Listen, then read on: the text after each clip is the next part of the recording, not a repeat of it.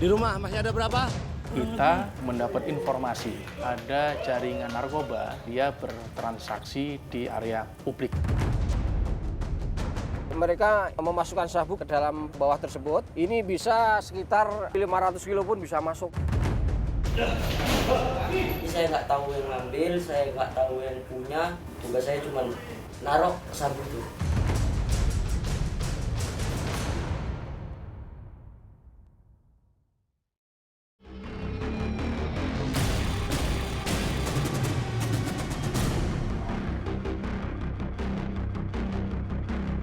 Di rumah masih ada berapa? Hah? Kurang lebih berapa? Ada berapa? Pria yang diduga kuat sebagai kurir sabu ini ditangkap tim khusus Subdit 1 Direktorat Narkoba Polda Metro Jaya di kawasan Daan Mogot, Jakarta Barat. Ia bernama Irul alias Safrudin. Belakangan diketahui jika Irul berprofesi sebagai kurir sabu jaringan internasional. Dah. Maksudnya berapa? Nah, coba dibuka. Dari mobil Irul, polisi mendapati satu koper besar. Diduga kuat, koper besar ini berisi sabu.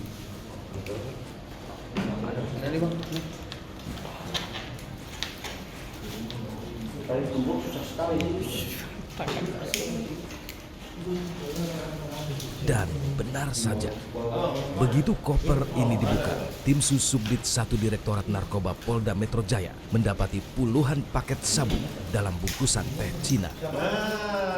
Buka. Bismillah.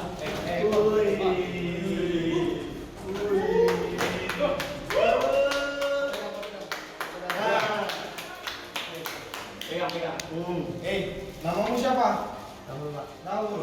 Sabu ini sebenarnya akan disebar di Jakarta dan sekitarnya.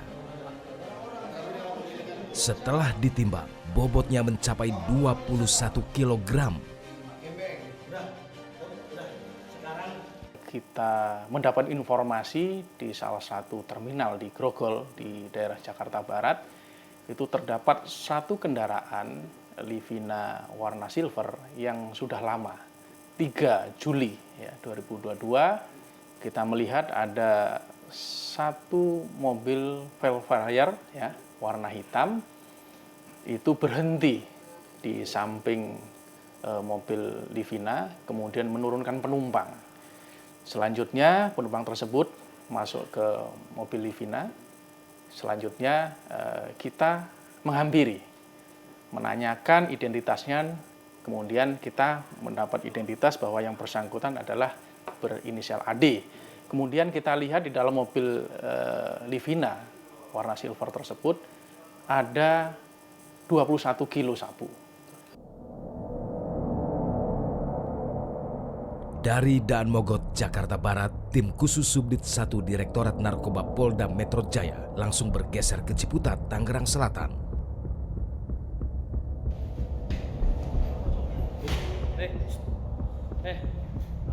Lihatin. Di rumah kontrakan ini, polisi kembali mendapatkan satu koper yang diduga berisi sabu. Setelah dibuka, terdapat belasan paket sabu dengan berat 15 kg. Lihat sini, dekat.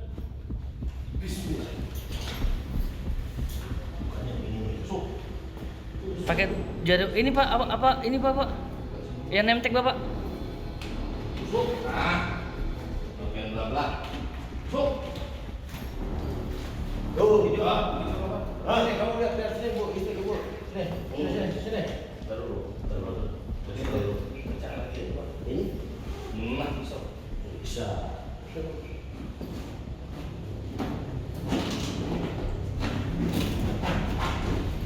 Yuk, gas. Ya. Lagi. Kamu lihat nih. Itu buat turunin. Bawa sini dulu. Gemboknya mana? Kunci gembok. Kuncinya buka. Buka kuncinya. 1, 3, 4, 5. Tahu berapa ini?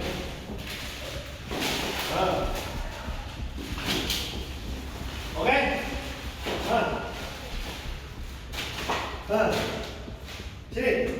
Dari SA kemudian kita interogasi bahwa yang bersangkutan masih menyimpan narkoba di kontrakan yang bersangkutan di daerah Ciputat.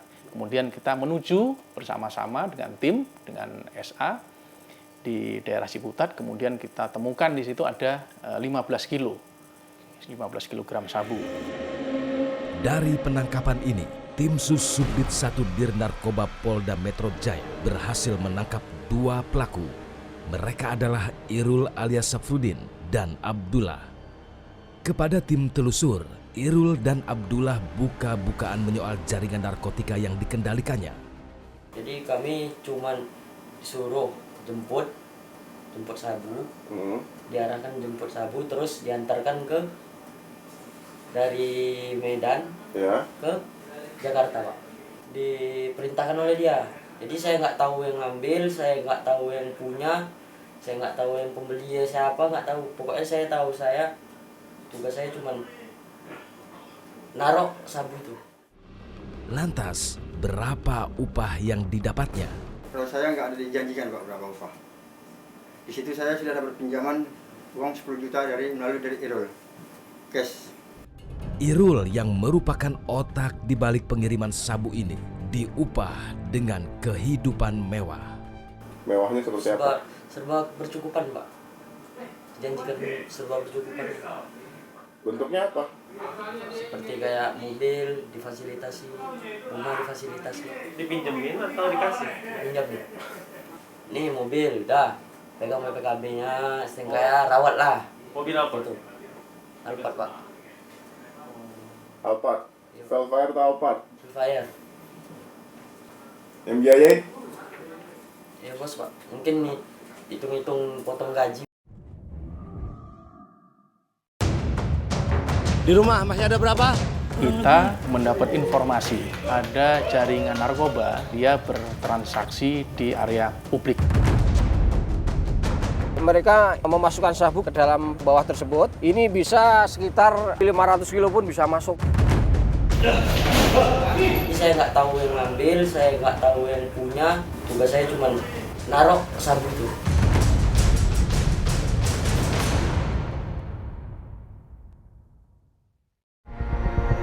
Di rumah masih ada berapa? Hah? Kurang lebih berapa? Pasca ditangkapnya Irul alias Safrudin dengan barang bukti sabu seberat 36 kg, tim khusus Subdit 1 Direktorat Narkoba Polda Metro Jaya terus melakukan pengembangan kartel sabu ini. Hasil penyelidikan kepolisian, ada pengiriman sabu dari Medan menuju Jakarta. Modusnya adalah dengan menggunakan mobil mewah untuk menghindari kecurigaan petugas.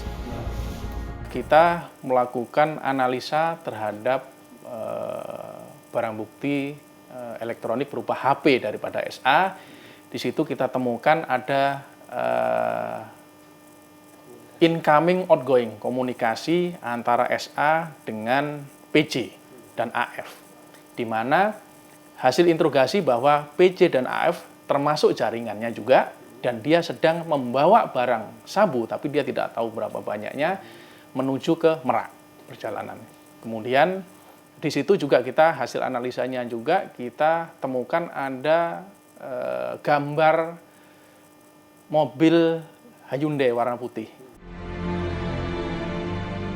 Mendengar informasi tersebut, tim khusus Subdit 1 Direktorat Narkoba Polda Metro Jaya kemudian bergerak menuju Merak. Pengintaian di lapangan, ada satu mobil mewah berwarna putih parkir di hotel.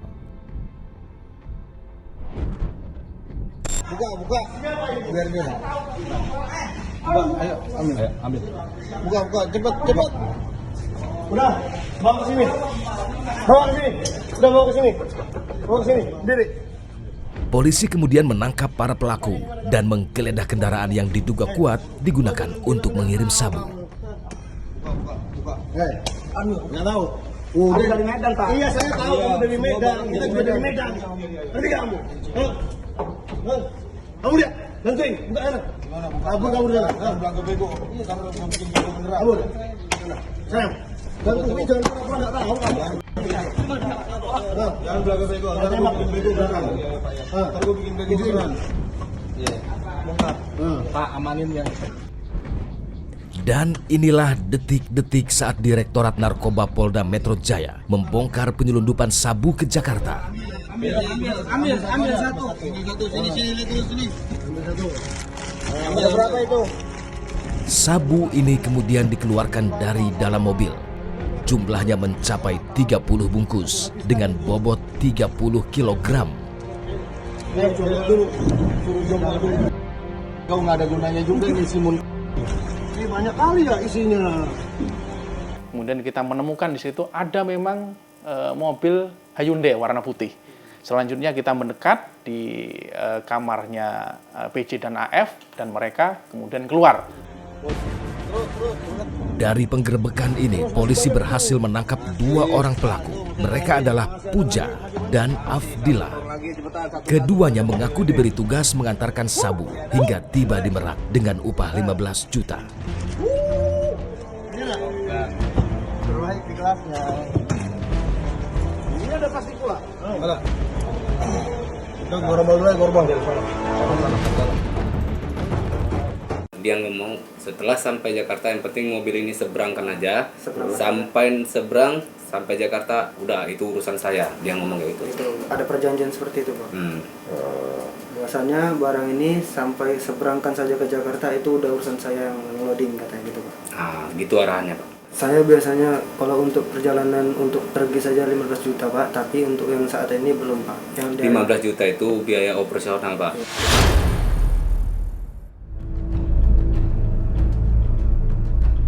Modus pelaku dalam mengirimkan sabu dari Medan ke Jakarta dengan menggunakan mobil mewah.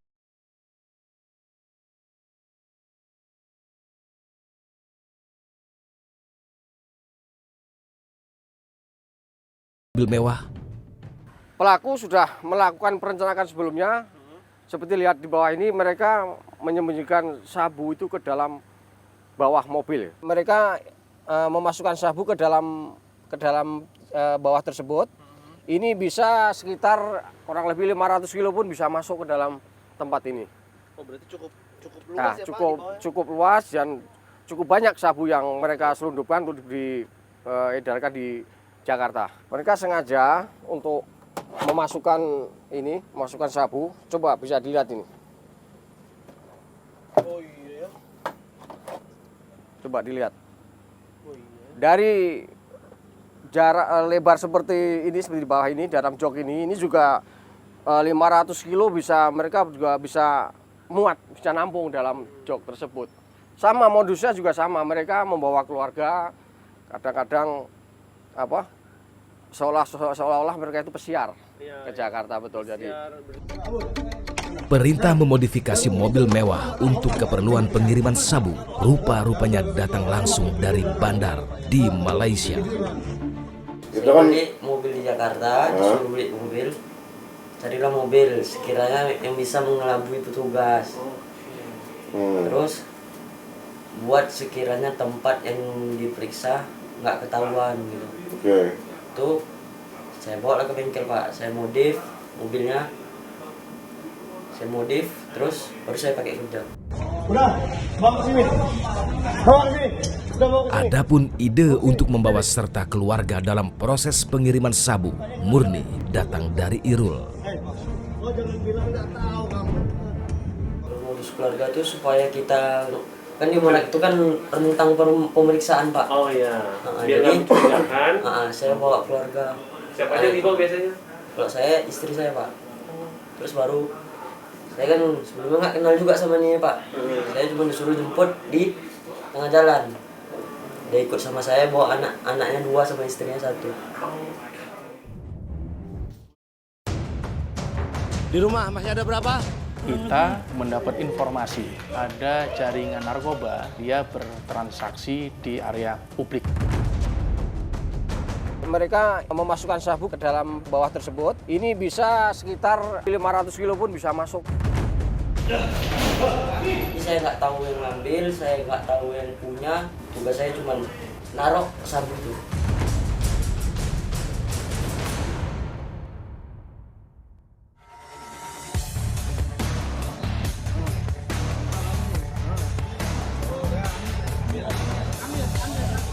Setelah berhasil membongkar modus baru pengiriman sabu menggunakan mobil mewah, tim Sussubdit 1 Narkoba Polda Metro Jaya terus melakukan pengembangan.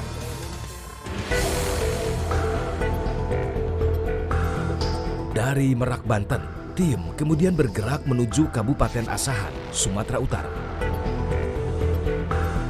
Hasil interogasi singkat para pelaku yang sudah ditangkap, masih ada sabu yang disimpan oleh pelaku di rumahnya.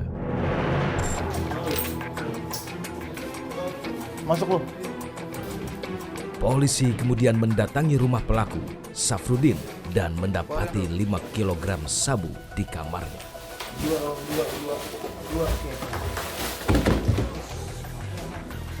1, 2, 3, 4, 5.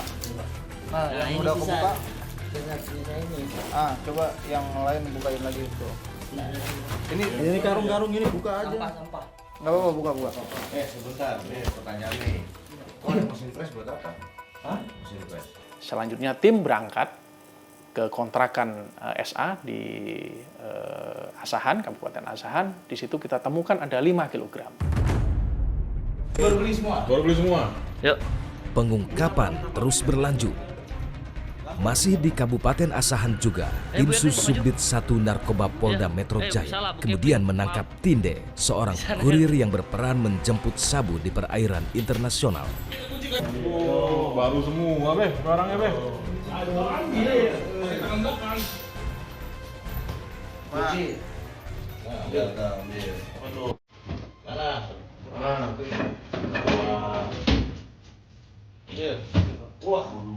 Tas dulu turunin.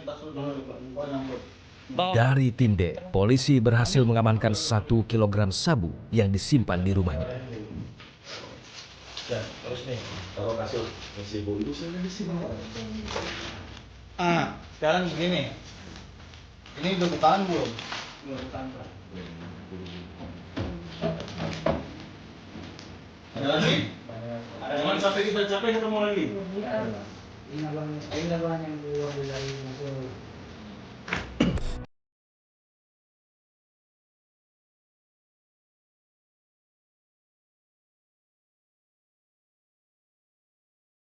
Di daerah Kabupaten Asahan itu juga kita menangkap saudara TN, di mana TN ini adalah perannya adalah yang menjemput barang, ya, barang dari Malaysia menuju ke perairan daripada Medan, menjemput di tengah-tengah laut itu.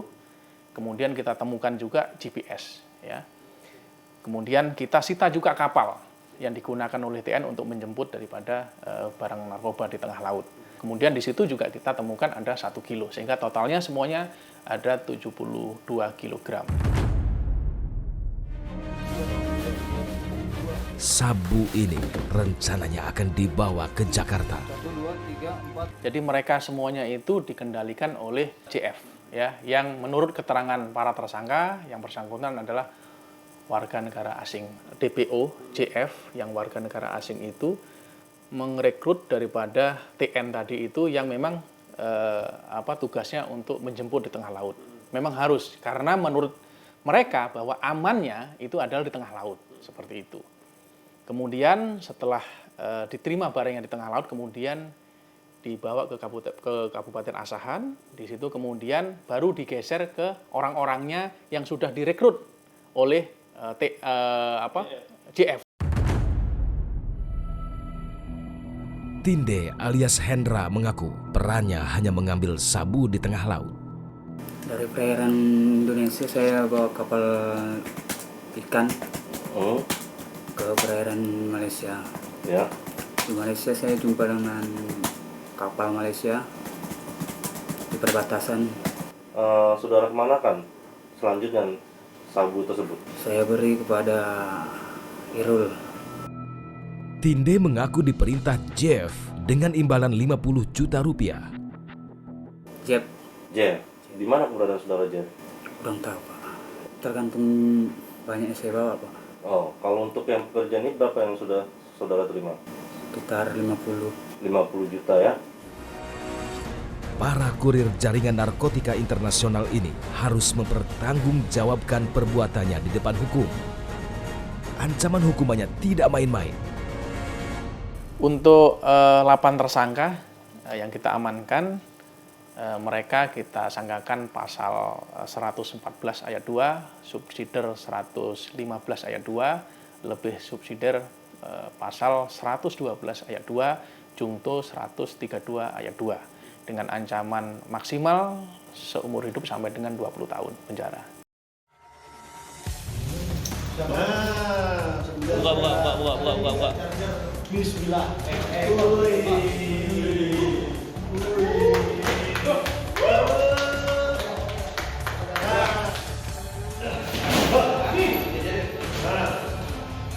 nih.